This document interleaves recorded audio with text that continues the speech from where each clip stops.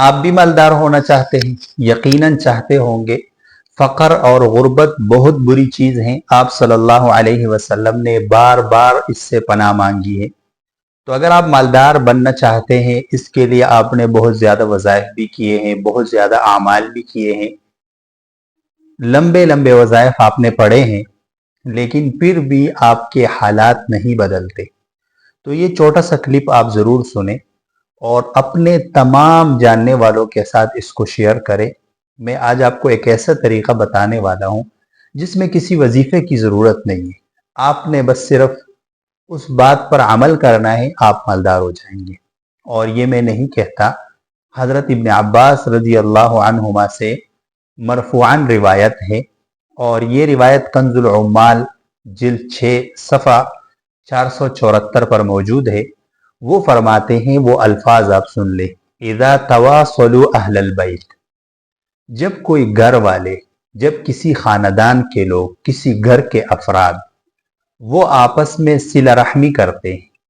آپس میں ایک دوسرے کے ساتھ اچھا تعلق رکھتے ہیں، ان کا تعلق بہترین ہو۔ صلہ رحمی کس کو کہتے ہیں؟ ہم نے تو آج کل تجارت بنایا ہوا ہے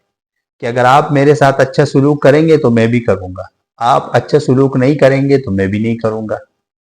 آپ میرے خوشی غمی میں شریک ہوں گے تو میں بھی شریک ہوں گا، آپ نہیں ہوں گے تو میں بھی نہیں ہوں گا۔ تو یہ تجارت ہے، یہ صلہ رحمی نہیں ہے۔ صلہ رحمی کے بارے میں آپ صلی اللہ علیہ وسلم کا فرمان ہے، صل من قطعک، جو آپ کے ساتھ رشتہ توڑے اس کے ساتھ رشتہ جوڑو، واعف عمن ظلمک، جو تم پر ظلم کرے اس کو معاف کرو، واحسن من اساء الیک، اور جو تمہارے ساتھ برا سلوک کرے ان کے ساتھ اچھا سلوک کرے، اس کو صلہ رحمی کہتے ہیں۔ تو ابن عباس رضی اللہ عنہما فرماتے ہیں کہ اذا تواصلوا اہل البیت، جب کسی گھر کے لوگ، کسی گھر کے افراد آپس میں صلہ رحمی کرتے ہیں، ایک دوسرے کے ساتھ اچھا تعلق رکھتے ہیں، تو اجر اللہ تعالی علیہم الرزق، اللہ تعالیٰ ان پر رزق کو جاری کر دیتے ہیں، ان پر رزق کی بارش ہوتی ہے، اور وَكَانُوا فِي كَنَفِ اللَّهِ، وہ اللہ تعالیٰ کے حفاظت میں داخل ہو جاتے ہیں۔ یعنی ان کو دو نعمتیں ملتی، ایک تو یہ ہے کہ وہ